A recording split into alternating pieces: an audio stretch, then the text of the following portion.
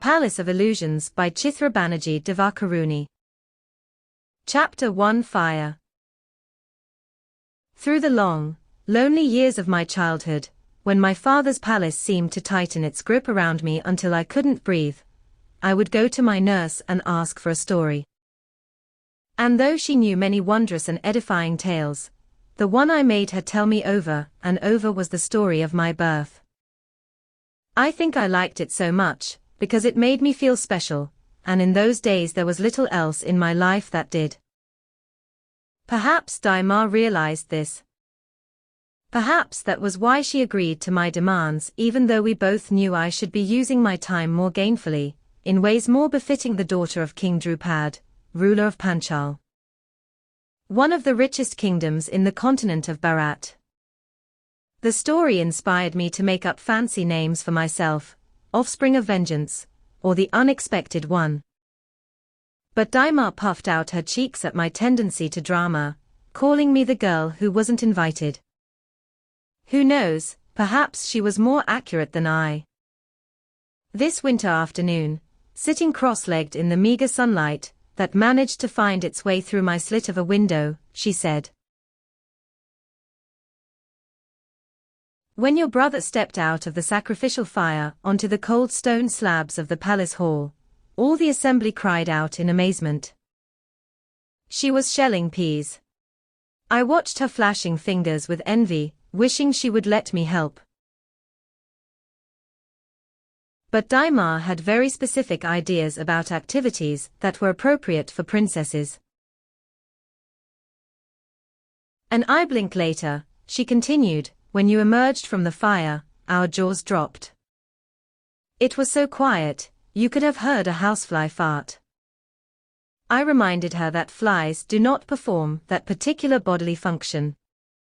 She smiled her squint-eyed, cunning smile. Child, the things you don't know would fill the milky ocean, where Lord Vishnu sleeps and spill over its edges. I considered being offended, but I wanted to hear the story. So I held my tongue, and after a moment she picked up the tale again. We'd been praying for 30 days, from sunup to sundown. All of us, your father, the 100 priests he'd invited to Campilia to perform the fire ceremony, headed by that shifty-eyed pair, Yaja and Upayaja, the queens, the ministers, and of course the servants. We'd been fasting, too, not that we were given a choice, just one meal, each evening, of flattened rice soaked in milk. King Drupad wouldn't eat even that. He only drank water carried up from the holy Ganga, so that the gods would feel obligated to answer his prayers. What did he look like? He was thin as the point of a sword, and hard like it, too. You could count every bone on him. His eyes, sunk deep into their sockets, glittered like black pearls. He could barely hold up his head, but of course he wouldn't remove that monstrosity of a crown that no one has ever seen him without, not even his wives, I've heard, not even in bed. Daima had a good eye for detail. Father was, even now, much the same, though age and the belief that he was finally close to getting what he'd wanted for so long had softened his impatience. Some people, she continued, thought he was going to die, but I had no such fears. Anyone who wanted revenge as badly as your royal father did wouldn't let go of body and breath so easily. She chewed ruminatively on a handful of peas. Finally, I prompted her, it was the 30th day. And I for one was heartily thankful. Milk and rice husk is all very well for priests and widows, but give me fish curry with green chilies and tamarind pickle any day. Besides, my throat was scraped raw from gabbling all those unpronounceable Sanskrit words. And my buttocks, I swear, they were flat as chapatis from sitting on that freezing stone floor. But I was scared, too, and stealing a glance here and there, I saw I wasn't the only one. What if the fire ceremony didn't work the way the scriptures had claimed it would? Would King Drupad put us all to death, claiming we hadn't prayed hard enough? Once I'd have laughed if someone had suggested our king might do that. But things had changed since the day when Drona appeared at court. I wanted to ask about Drona, but I knew what she'd say. Impatient as mustard seeds sputtering in oil, that's what you are, even though you're old enough to be married off any day now. Each story will come in its time. So when your royal father stood up and poured that last pot of ghee into the flames, we all held our breath. I prayed harder than I'd ever done in my life, though it wasn't for your brother I was praying, not exactly. Kolu, who was cook's apprentice then, had been courting me, and I didn't want to die before I'd experienced the joys of having a man in my bed. But now that we've been married for 7 years here Daima paused to snort at the folly of her younger self. If she got onto the subject of Kolu, I wouldn't hear the rest of the story today. Then the smoke rose, I interjected, with experienced dexterity. She allowed herself to be pulled back into the tale. Yes, and a spiraling, nasty-smelling black smoke it was, with voices in it. The voices said, "Here is the son you asked for. He'll bring you the vengeance you desire, but it'll break your life in two." "I don't care about that," your father said. "Give him to me." And then your brother stepped from the fire. I sat up straight to listen better. I loved this part of the story. What did he look like? He was a true prince, that one.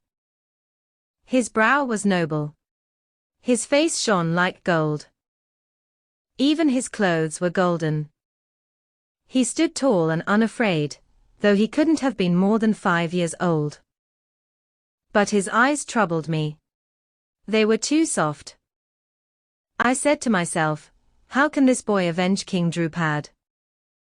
How can he kill a fearsome warrior like Drona? I worried about my brother, too, though in a different way. He would succeed in completing the task he was born for, I had no doubt of that. He did everything with such meticulous care. But what would it do to him? I didn't want to think of it. I said, and then, Daima made a face. "Can't wait till you appear, madam, full of yourself." Then she relented. "Even before we'd finished cheering and clapping, even before your father had a chance to greet your brother, you appeared. You were as dark as he was fair, as hasty as he was calm. Coughing from the smoke, tripping over the hem of your sari, grabbing for his hand and almost sending him tumbling, too down. But we didn't fall, no. Somehow you managed to hold each other up." And then the voices came again. They said, "Behold, we give you this girl, a gift beyond what you asked for. Take good care of her, for she will change the course of history." Change the course of history. Did they really say that?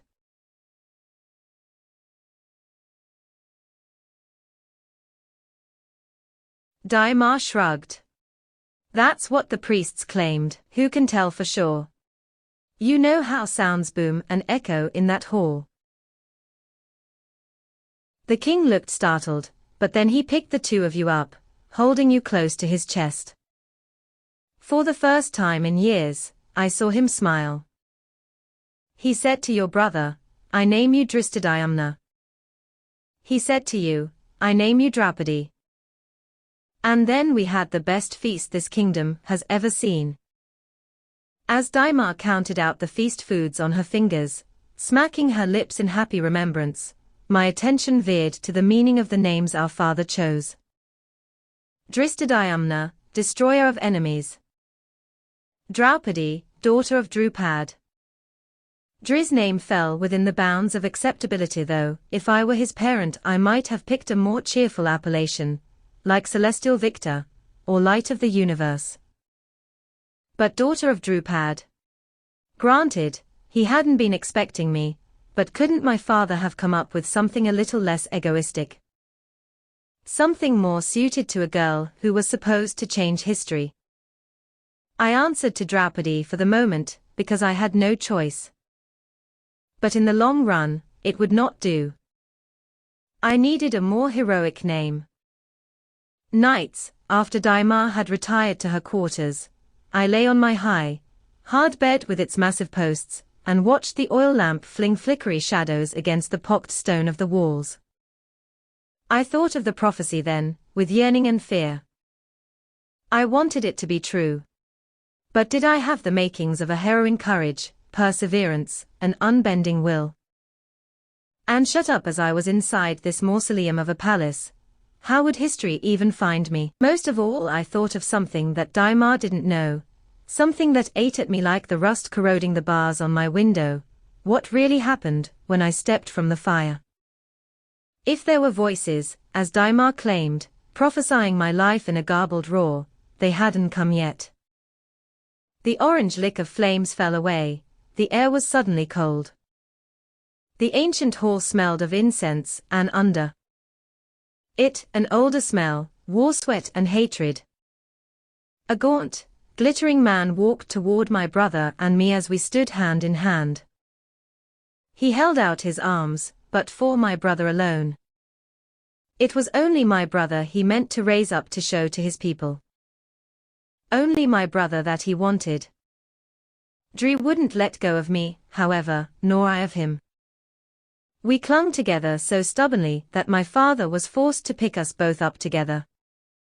I didn't forget that hesitation, even though in the years that followed King Drupad was careful to fulfill his fatherly duty and provide me with everything he believed a princess should have. Sometimes, when I pressed him, he even allowed me privileges he kept from his other daughters. In his own harsh and obsessive way, he was generous, maybe even indulgent. But I couldn't forgive him that initial rejection.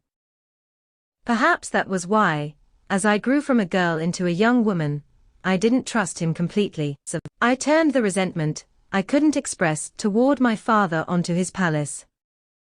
I hated the thick grey slabs of the walls more suited to a fortress than a king's residence that surrounded our quarters, their tops bristling with sentries. I hated the narrow windows, the mean, dimly lit corridors, the uneven floors that were always damp, the massive, severe furniture from generations ago that was sized more for giants than men. I hated most of all that the grounds had neither trees nor flowers. King Drupad believed the former to be a hazard to security, obscuring the vision of the sentries. The latter he saw no use for, and what my father did not find useful, he removed from his life. Staring down from my rooms at the bare compound stretching below, I'd feel dejection settle on my shoulders like a shawl of iron. When I had my own palace, I promised myself it would be totally different. I closed my eyes and imagined a riot of color and sound, birds singing in mango and custard apple orchards, butterflies flitting among jasmines. And in the midst of it, but I could not imagine yet the shape that my future home would take. Would it be elegant as crystal? Solidly precious, like a jewel-studded goblet? Delicate and intricate, like gold filigree? I only knew that it would mirror my deepest being. There I would finally be at home. My years in my father's house would have been unbearable had I not had my brother.